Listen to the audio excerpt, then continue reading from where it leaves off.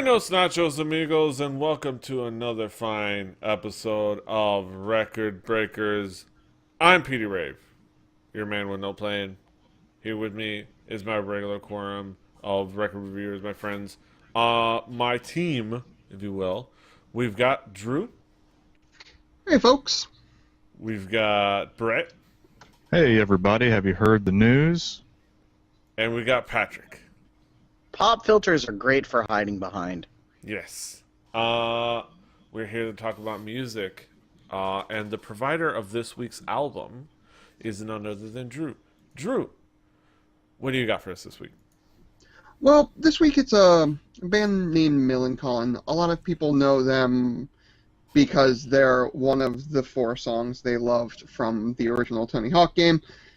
But this is... Pro Skater 2.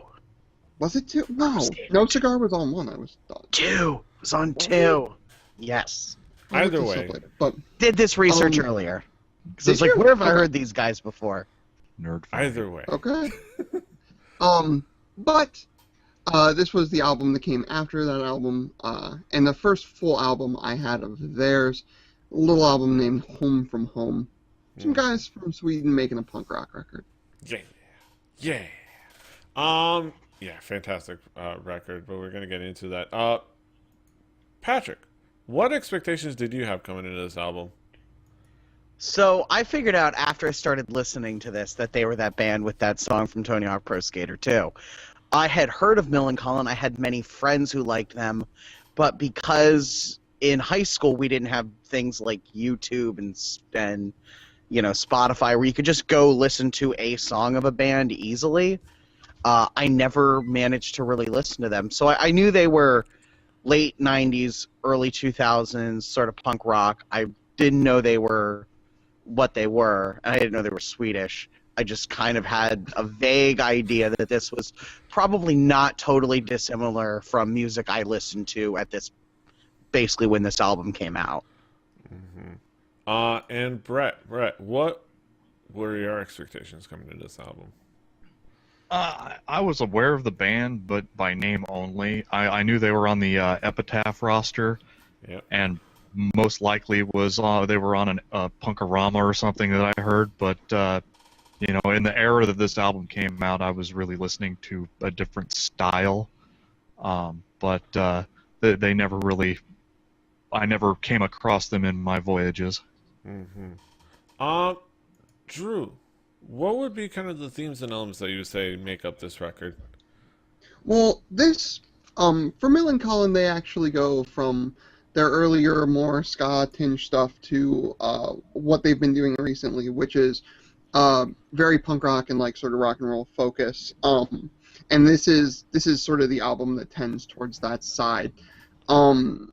It's a lot of thick bass. It's that Stingray humbucker sort of sound, real thick, real hollow, and then just staccato, fun guitar work. And the cool thing about Millencolin is they were never one to shy away from something that at once was like sad but like sort of uplifting. They were one of those bands that like I remember when I was a teenager, it was like if you wanted to like have a better day and like forget about like a shitty day, you put on Millencolin, because it was like they were the ones that were sort of, it was the angst to start the song, and then like, nah, we're not going to be sad about it, we're going to be uplifting, and that takes a lot of different forms, and a lot of different like manifestations of like what can that be about, and it's all on top of this like really fun sort of like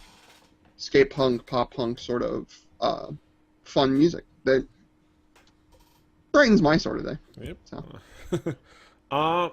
Patrick, what would be kind of the themes and elements that caught your attention? This is late 90s, early 2000s skater punk, and kind of in the best way possible. It is that sound. It is the sound of Tony Hawk Pro Skater games. There were a lot of bands that kind of did this in one form or another, and I think Millencolin, sort of like Drew alluded to, kind of had like a little bit of a hard rock edge to it, And sort of thing I noticed is their guitar work is way above par for the genre. There's a lot of bands who play pop, sort of pop punk and punk rock this style, who are really just playing, eighths or sixteenths on guitars and not really doing anything with it. And here there's a lot of interplay between the guitar players, and it works really, really well. It was kind of the big surprise for me was just having the guitars be more interesting than most punk, and the vocals are strong. They have a good vocalist. He kind of is the distinct sound that I remember from them in Tony Hawk games. Brett, what would be kind of the themes and elements that caught your attention? Well, I mean, yes, this is very much a slice out of time. The sound of a generation. I would think that everybody has heard their fair share of the contemporaries. They didn't really stray too far from that. I mean, yeah, you had a guitar that was playing the rhythm palm muted, and there was a guy who was playing some weird melody playing with feedback, rolling the volume up and down while he was doing it. The thing that the drums in this were sort of like early butt rock drums. There wasn't a whole lot of machine gun snare, not a lot of like really working the toms like some of like the bands that would be on their record label would be known to do. But it did sort of have that little bit of tinge like this is not a native English speaker that I kind of enjoyed, kind of like listening to Scorpions. So like I almost did want to look at some of the lyrics, and I didn't on some songs that I will be talking about, just because I wanted to see if my Glenn Danzig translation ear was worth anything. But Fantastic. It's definitely something of the time that when this album came out, if I had heard this album, I probably wouldn't. Why is there no drum line that's like ridiculously crazy and upbeat? But this wasn't that kind of band. This was more towards the we're getting into the era of protest punk. So yeah. Yeah. Well, let's get into some of the songs. Drew, what would be some of the key tracks for you? To me, three of the key ones would be. I'm not gonna do the record breakers thing, which is weird. The Fingers Crossed. To me, this is sort of everything that is sort of Millencolin in a song. Empowering, you got it. The staccato, fun, sort of bouncy guitar, check. Thick bass, check. You've got that. To me, is the sort of milieu that the Millencolin sort of sits in. It's sort of a really fun song, all in all. Kemp was actually the first single off this record, and it has a really cool video with like computer-generated robots, if I remember correctly. Really cool. But it was brash, it was thick, it sort of got your attention. It was that, from the lyrics to the music, it was like super, super in your face. And one of the songs that actually sticks with me from this band the most, and it's one of those songs that have stuck with me for a very, very long time, and it's Happiness for Dogs. Listening to it now, it's very cool that like I can sort of see that like they knew their audience to a point. They were sort of, this sort of song is almost talking to that audience, which I thought was cool. It's something that's like, yeah, you might have bad things in your life, this, that, the other thing. You might be the underdog, you might be the sort of downtrodden, but it's like, it's fine. Like, the punk rock scene is there, like, you're still going to be there, and you're still going to be able to find a good time, which I think is really, really cool. Okay. I'll go back to Patrick. Patrick, what would be some of the key tracks for you? I'll do the Record Breakers thing and do the opener song, Man or Mouse. It was sort of like, it's a song where if you want to know what this album sounds like, the first song is what this album sounds like. And if you like it, you're probably going to enjoy the rest of the album. If you don't, probably going to be a long, 40 minutes or something that this album is. I really liked it. The guitar work was decent. The vocals were good. It sounds like a Tony Hawk Pro Skater game in the best way. That was my initial reaction was, this brings me back to a time, and it really made me wonder how I missed these guys, like listening to them when I was that age.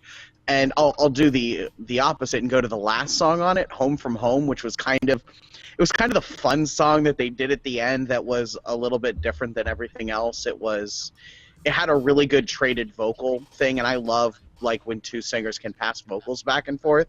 I think that is not used enough because most bands have at least two people who know how to carry a tune if we're lucky. And I really liked how they did it, and it worked out fairly well. Brett, what would be some of the key tracks for you? So I am looking up right now who all was in the Tony Hawk Pro Skater soundtracks for the first two.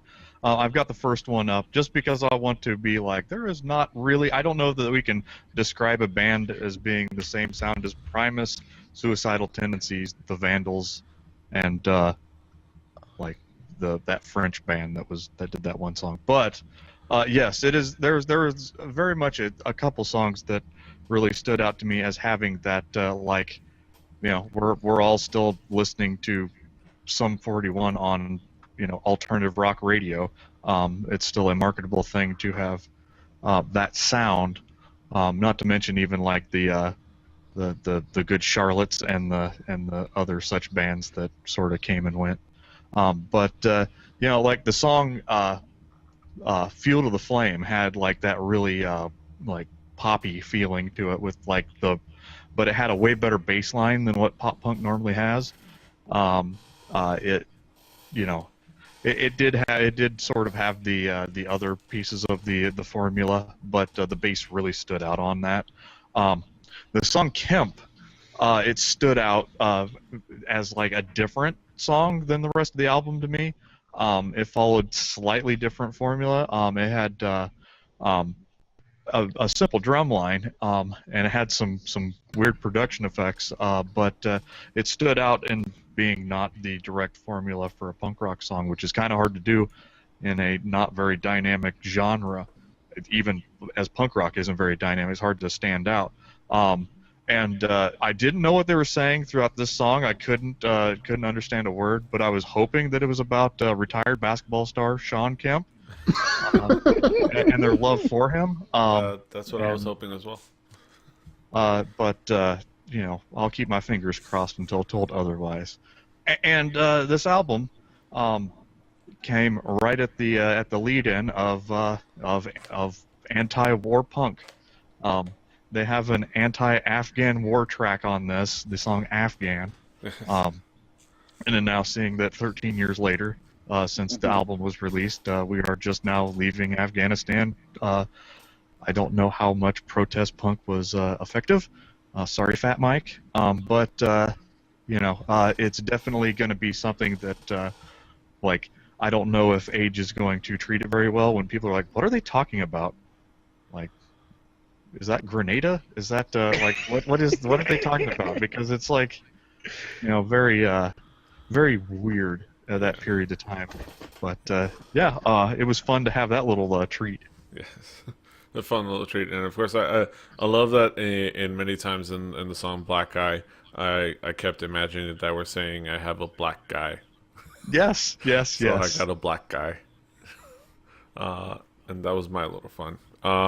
But yeah, let's go kind of back around. Patrick, what would be like your conclusive thoughts about the album overall?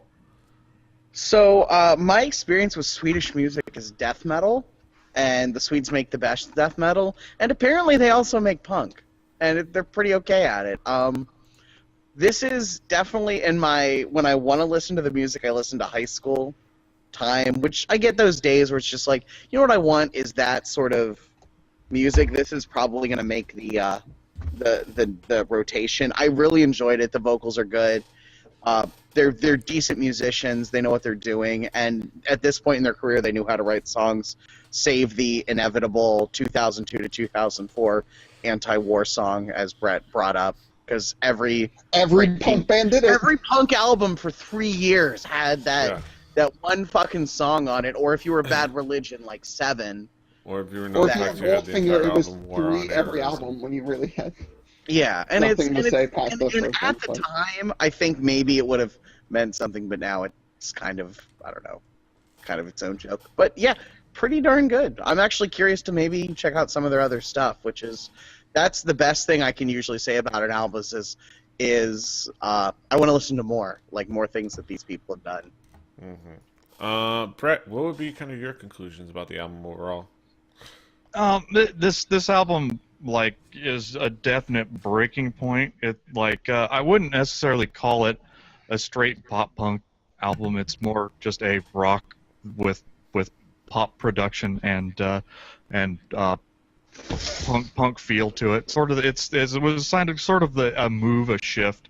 If you're into that kind of thing, it's all right. But if it's not going to sound like anything from the mid '90s, where they were still using the four elements of punk rock, but there's definitely something in there if you're really into the sound of your slightly emo lyrics, slightly less heavy-handed on the drums, and overall less serious, and with tremendous amount of production. There's a lot of people who are big into that. This is one more to add to your collection. For me, this was about the time that I stopped being into punk rock, because I was like, man, I'm going to be a grumpy old man about things. Yeah. But yeah. Yeah, it took me back to those, it really does take me back to listening to multiple, different editions of Fat Music, or the Punkaramas, but in some ways. But it took me back to the Tony Hawk days, and yeah, I really enjoyed listening to this album overall. But yeah, I definitely hear what you're saying, Brett, about some of those elements. Drew, what would be your conclusion about Millencolin and this album? Well, they're sort of, like Brett said, it was sort of a slice in time, and this is what I remember sort of getting into. This was the gateway drug, so to speak. This was one of those things where I heard it and I really dug it, and I was like, I want to get more into the genre, and I want to get more into what these guys are doing and why these guys are doing it. I want to understand that, and it's where the Horace Pinker jump off happened, and Movie Life, and you start just getting into those sort of bands. And to me, this is one of the better albums from that era. There's just something about Millencolin that's just a bunch of honest dudes from Sweden who just wanted to make some fun music and wanted to maybe say a little something and help a few people out. And I think that's commendable in a band, for one. And I don't know, it was a fun album.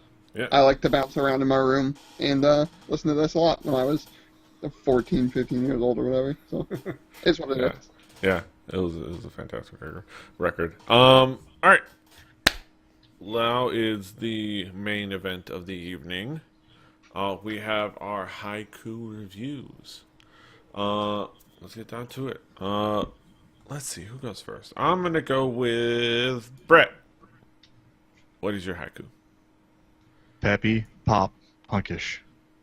Sound of a generation. Not my preferred drug. Mm-hmm. You prefer a new drug?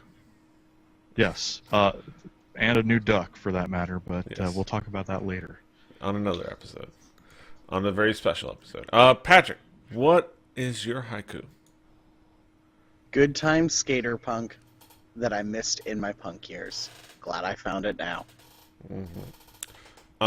I've got my haiku. Takes me back a ways with some lovely punk rock tunes. Makes me quite happy. Drew, what is your haiku? Tunes for skateboarders with some glorious bass thump. Them Swedes know some punk. Nice. Swedes know punk, like Bo knows baseball and football. Bo knows everything. Bo knows punk, probably. Bo knows archery, that's for sure. If y'all saw that 30 for 30. But that's it for another friend. That was our thoughts of Millencolin. Go check it out. You can go listen to this album on our Spotify playlists.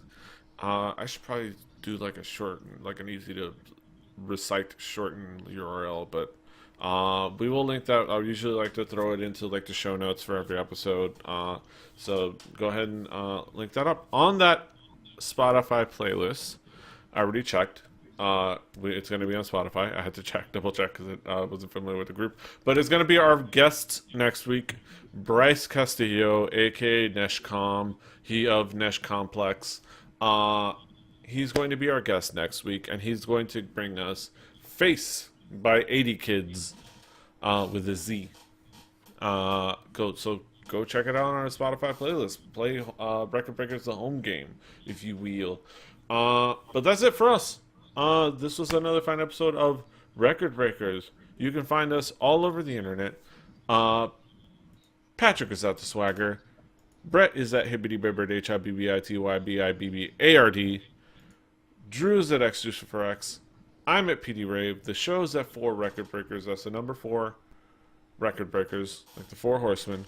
RecordBreakersPodcast.com, RecordBreakersPodcast@gmail.com, Rebellion.net for all the other stuff. See us, subscribe, share, like, you know the things. Until next time, hasta los huevos. Ascajita Hota. And Toodaloo. And young.